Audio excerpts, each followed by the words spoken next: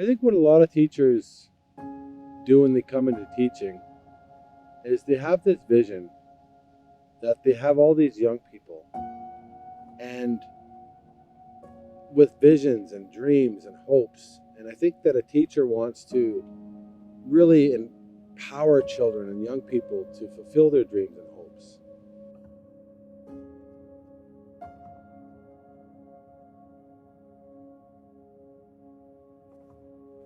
So, in relation to teachers hearing these tellings that are being put forward and maybe acting upon them themselves, it's very important that we stay true to the original telling of what's being related, and that these stories, these tellings, all these things, they come from a cultural perspective, and they originate in a cultural context.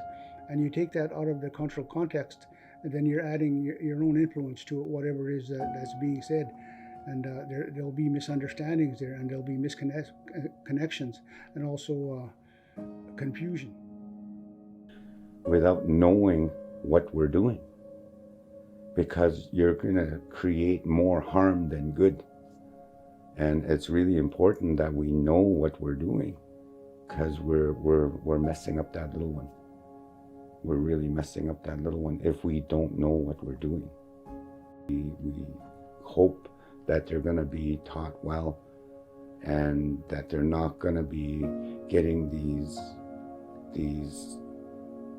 some teachers saying, well, I took Indigenous knowledge, and I got a degree in whatever, and land-based Anishinaabe stuff, and I can teach it.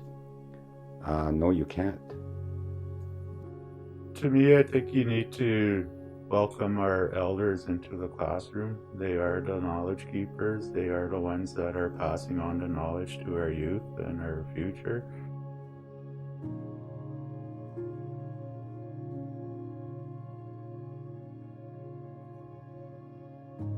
The lands and the truth about us as Anishinaabe people, we are the keepers of this land. And without the treaties, there is no Canada. And that's a fact. The first peoples who were here, Indigenous peoples, we're nations. And there are probably about 40 across this country, about 40 genuine nations of Indigenous peoples, of First Peoples, who have our own languages, we have our own cultures, we have our own traditions. And the reason that Canada exists in a peaceful way is because the Indigenous peoples who were here first, the First Nations peoples, those 40 nations, agreed by treaty in most cases.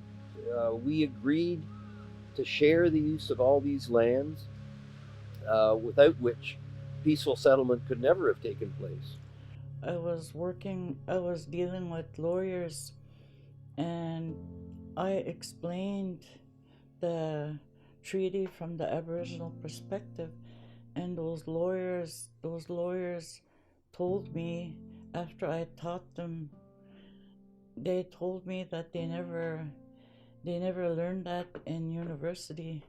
So I think it's really important, if the teachers are going to teach it, that they have a true understanding of what the treaties mean. The government has taken this position that everything is just theirs automatically. And remember the original agreement? It was to share. And we haven't changed any of that agreement. That two-row wampum is as good today as it was back then. And how many times do people have to be reminded that this is the agreement? The agreement is we're sharing with you. We're sharing with you our resources. And we don't have the same idea about ownership that you do. We have sustainability. And in the way that you're thinking about it, you may be wondering, well, what's the big fuss? Why is there land back lane? Why is there all of this disruption in British Columbia with the pipelines? Well, it's because pipelines are, again, going through the territory, pristine territory, with this pipeline, and we all know, do we not, the pipeline's right. We've got these demonstrations going on, and these demonstrations is about land. It's about land, again, where we had agreements.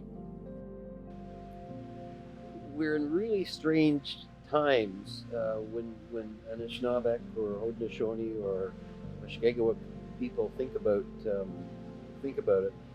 We find ourselves actually being in a position where we feel we're negotiating for our human rights with governments.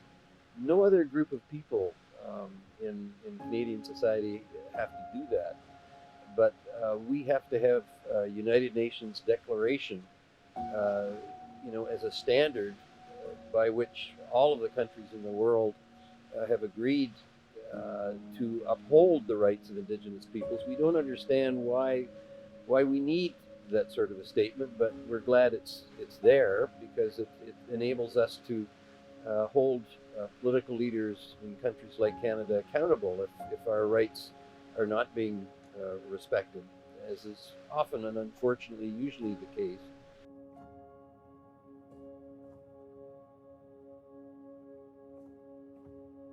The truth has to be told.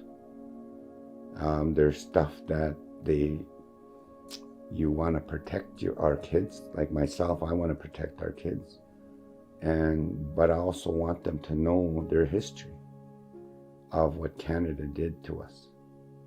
They have to know that there was a time where we had to ask for permission to leave the reserve. There was a time where there was no welfare. There was a time when we were just rationed.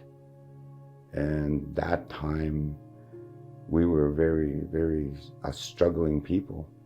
And we had all this land, all these resources, billions and trillions of dollars being taken away from our people, but yet we were the poorest ones.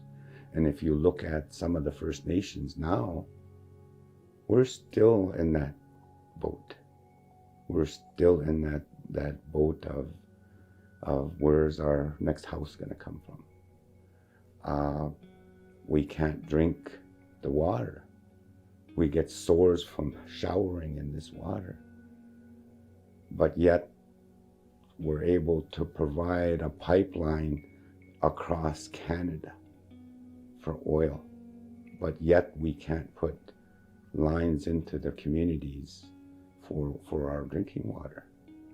It's important that certainly in 2021 that everybody enjoys the same opportunities, to have the same quality of services and healthcare and education and justice as everybody else.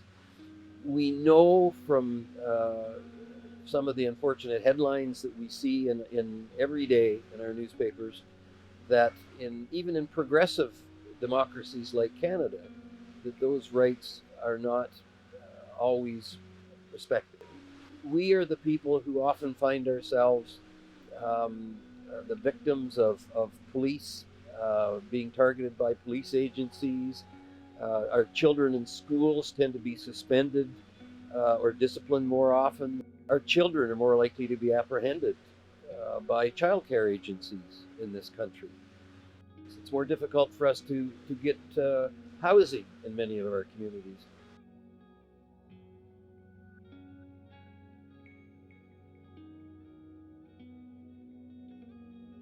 The governmental system has just come here to this country and made a declaration, a terra nullius declaration, to say, oh, this is a doctrine of discovery.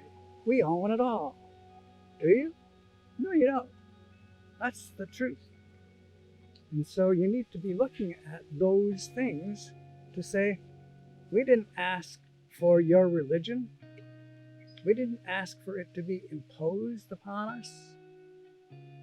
our people through the process of colonization have a lot of horrendous things happen to them, and the process of genocide that has been perpetrated on our people is an ongoing thing. And don't ever let anybody say that it was in the past. This process of genocide, it's still happening right now. It's still alive and well, and racism is still alive and well in this country and in this world. So I think that teachers have a big responsibility in changing things and in making things better, which is, it's not my job to fix Canada. It's Canada's job to fix Canada. And it starts with parents and teachers. We have to change the narrative. We have to start detrenching out of this colonization because it's impacting everybody. And so teachers have a huge responsibility. So I would say not to teach Indigenous culture, but to also detrench out of colonization and bring your classroom with you.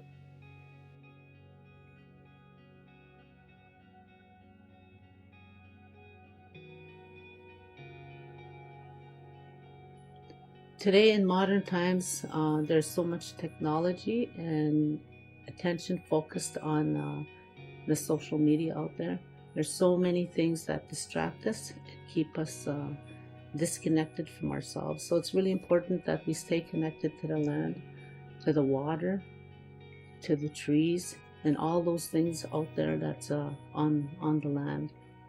This land is going to be here forever. And that's why we look after it. Well, we're water and land protectors. We're not extremists. We're not. We look after this land. That's what we were told. We were brought down here to look after this land, and that's what we intend to do. We are living in some very important time. We need to combine the traditional way of teachings to the academic way of teachings. Try to reach a medium, an acceptable way of looking at the two ways to create a new form of teachings. We live in a place, in a society where it's different than it was 20, 30, 40 years ago. We're in climate change. And so I think that, teachers, really need to teach about that. That has to be the one of the primary things that we're teaching young people are the solutions to climate change. And for teachers too that are addressing Aboriginal children, I'd say